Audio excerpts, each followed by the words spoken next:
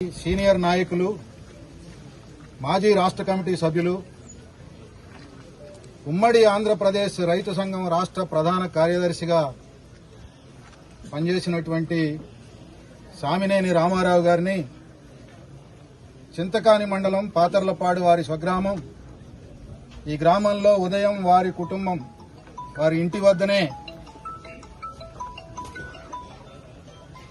ఉదయం పూట లేచి కుటుంబం అంతా పనులు చేసుకుంటున్నటువంటి సందర్భంలో ఈ గ్రామంలో సిపిఎం పార్టీ రాబోయే స్థానిక సంస్థల ఎన్నికల్లో విజయం సాధించే అవకాశం ఉంది, దాన్ని ఎదుర్కోవడం కష్టం అని చెప్పేసి భావించినటువంటి కాంగ్రెస్ పార్టీ శ్రేణులు కుట్ర చేసి హత్య గావించారు.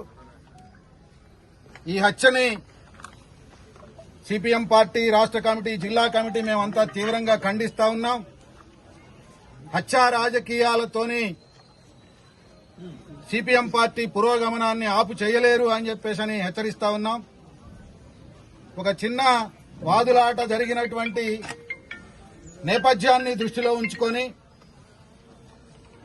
దసరా పండుగ సందర్భంలో జరిగినటువంటి ఘటన, దాన్ని దృష్టిలో ఉంచుకొని ఈరోజు ఆయన్ని హత్య చేయాలని చెప్పేసి కుట్ర పన్ని కొంతమందిని పురమాయించి కొంతమందిని ప్రయోగించి హత్య చేసినట్టుగా హత్యకి ప్రత్యక్ష సాక్షిగా ఉన్నటువంటి వారు చెప్తున్నటువంటిది చూస్తే అర్థమవుతా ఉంది.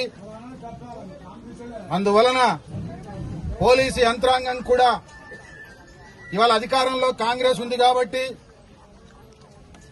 ఇక్కడ నుంచి కాంగ్రెస్ నాయకులు, అట్లాగే ఈ శాసనసభకు ప్రాతినిధ్యం వహిస్తా ఉన్నటువంటి డిప్యూటీ చీఫ్ మినిస్టర్ బట్టి విక్రమార్క గారు ఉన్నారు కాబట్టి ఒత్తిడికి లోనయ్యి రకరకాల దుష్ప్రచారాలు, ప్రయోగాలు చేస్తున్నటువంటి వాటికి లోను కాకుండా, ఒత్తిడికి గురి కాకుండా సరి అయినటువంటి పద్ధతుల్లో దీనికి కారకులైనటువంటి వాళ్ల మీద తగిన చర్యలు తీసుకోవాలని చెప్పేసి డిమాండ్ చేస్తా ఉన్నాం.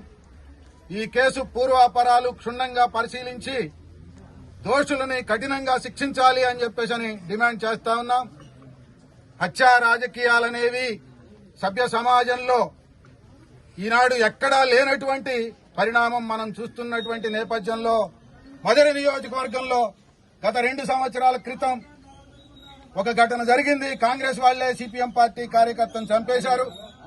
మళ్లీ ఇవాళ సిపిఎం నాయకుడిని సామినేని రామారావు గారిని కూడా ఆ కాంగ్రెస్ పార్టీకి చెందినటువంటి వాళ్లే కుట్ర చేసి